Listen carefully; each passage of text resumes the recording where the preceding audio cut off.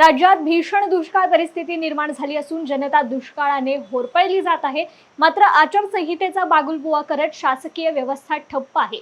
शेतकऱ्यांची वीज तोडली जाते, शेती आणि पिण्यासाठी पाणी नाहीये, त्यामुळे शेतकरी अडचणीत आला असून सरकारने तातडीने राज्यातील दुष्काळावर उपाययोजना कराव्यात, अशी मागणी स्वाभिमानी शेतकरी संघटनेचे नेते माजी खासदार राजू शेट्टी यांनी केली आहे। दरम्यान शक्तीपीठ महामार्गाच्या माध्यमातून जमिनी लुटण्याचं सरकारचं कारस्थान असून ते आम्ही हाणून पाडू, हा शक्तीपीठ महामार्ग तातडीने मागे घ्यावा, अन्यथा आम्ही रस्त्यावर उतरू, असा इशाराही राजू शेट्टी यांनी यावेळी दिलाय। दुष्काळानं महाराष्ट्रातील जनता होरपळली जाते। पाण्याची प्रचंड टंचाई निर्माण झालेली आहे। पाण्यासाठी महिलांना वनवन फिरावं लागतं, जनावरं चाऱ्यासाठी तडफडत आहेत। अशा परिस्थितीमध्ये शासनीय व्यवस्था ठप्प आहे। प्रशासन काही हालचाल करायला तयार नाही। आचारसंहितेचा बागुलबुवा दाखवून निर्णय होत नाही।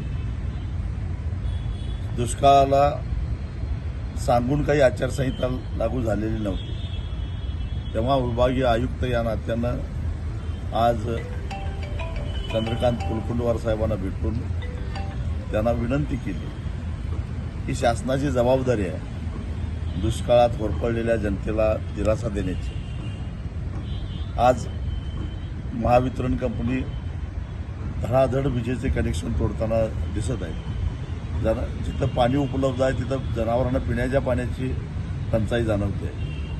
तेव्हा दुष्काळासाठी ज्या काही उपाययोजना करण्याची आवश्यकता आहे त्याची तातडीनं अंमलबजावणी करावी, अन्यथा जनता रस्त्यावर आल्याशिवाय राहणार नाही। त्याचबरोबर 12 जिल्ह्यामधून जाणारा जो शक्तीपीठ महामार्ग आहे त्यासाठी सक्तीचं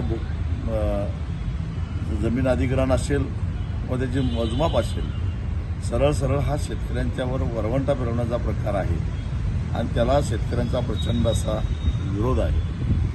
त्या संदर्भामध्ये सातत्यानं आंदोलनं होत आहेत, याची सुद्धा दखल घ्यावी।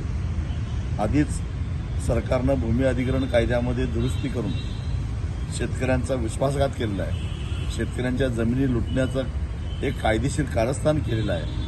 अशा परिस्थितीमध्ये धार्मिक कारण सांगून जर सरकार शेतकऱ्यांच्या जमिनी लुटू पाहत असेल तर ते आम्ही कदापि होऊन देणार नाही, असाही इशारा आज आयुक्तांना भेटून आम्ही दिला।